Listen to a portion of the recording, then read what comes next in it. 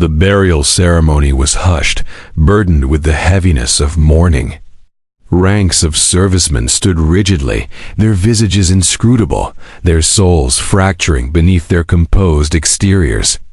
A carefully folded U.S. flag was delicately placed. Into shaking hands, relatives gripped one another, striving to remain steadfast. Then, an unexpected stir. A K9, his profound eyes brimming with an emotion beyond comprehension, broke free from the tether restraining him. Before anyone could intervene, he vaulted toward the casket, his paws pressing against the sleek timber. Gasps echoed through the assembly, and then he performed an act that left every onlooker in tears. No one was braced for what transpired. Next, long before this mournful event, there were instances of indomitable fellowship. Quiet nights on patrol, early morning exercises, and the tacit bond between a serviceman and his canine ally defined their connection. It wasn't merely about directives and submission.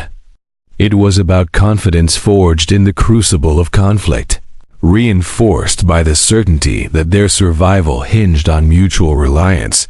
The serviceman wasn't just his overseer.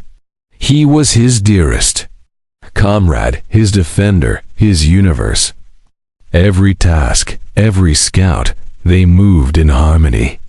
The K9 was trained to sense hidden perils, to stand watch, to surge forward on command.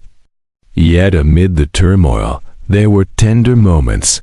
The serviceman stroking his ears after a grueling day, sharing provisions beneath the night sky, murmuring words of reassurance when fear encroached.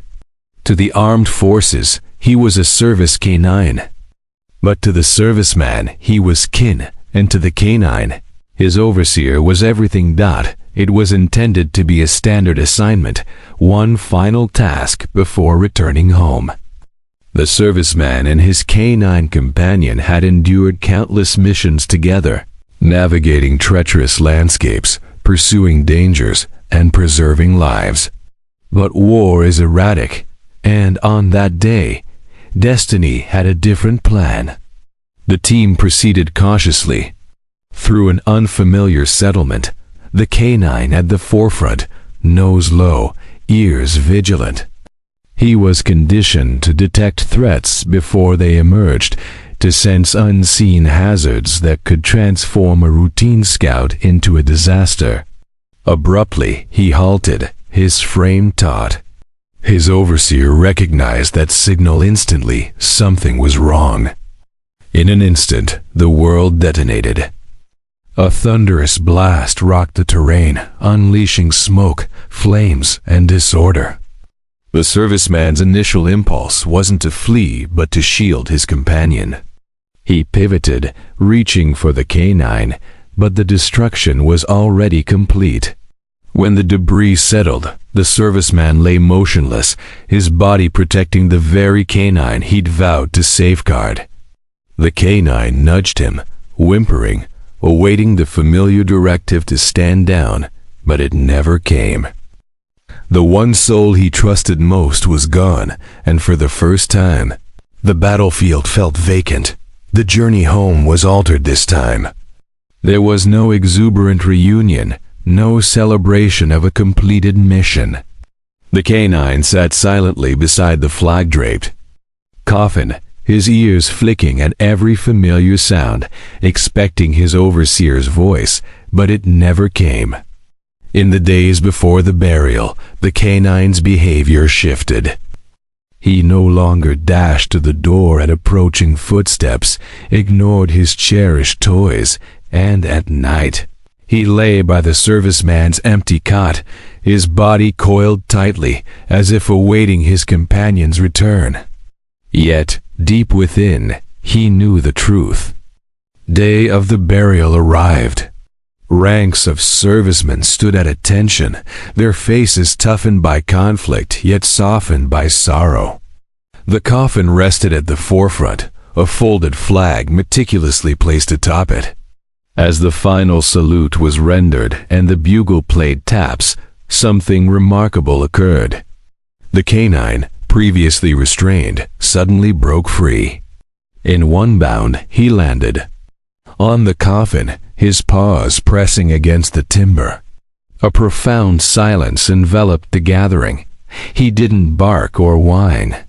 He simply reclined, his head resting against the casket, as if hoping his dearest comrade would awaken. Tears welled in the eyes of even the most resolute serviceman. The K9 refused to stir, an ultimate act of fidelity, his final farewell.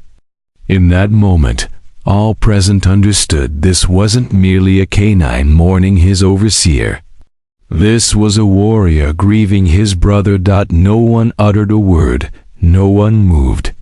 The only sound was the gentle rustling of the breeze through the trees, carrying the weight of a sorrow too immense for words.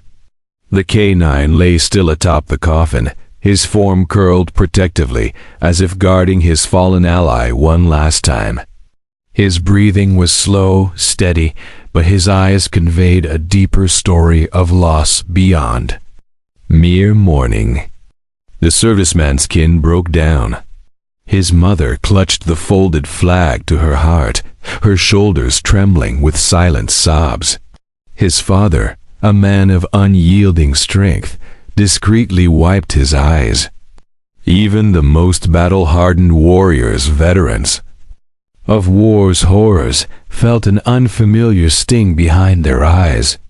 The burial director hesitated, wondering whether to remove the canine, but no one could bear to intervene.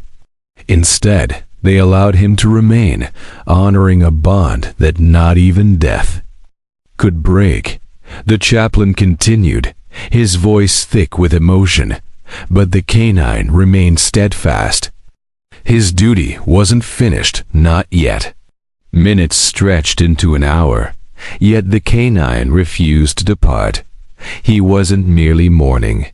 He was keeping one final vigil. It was as if he clung to the hope that his overseer might return, that this was all an error. But when the final note of taps faded, something shifted. The canine emitted a soft whimper, and in that instant, every heart in attendance shattered as the burial concluded. The serviceman's family reached a decision, one that ensured the canine would never be alone again. He had lost his overseer, but he wouldn't lose his home.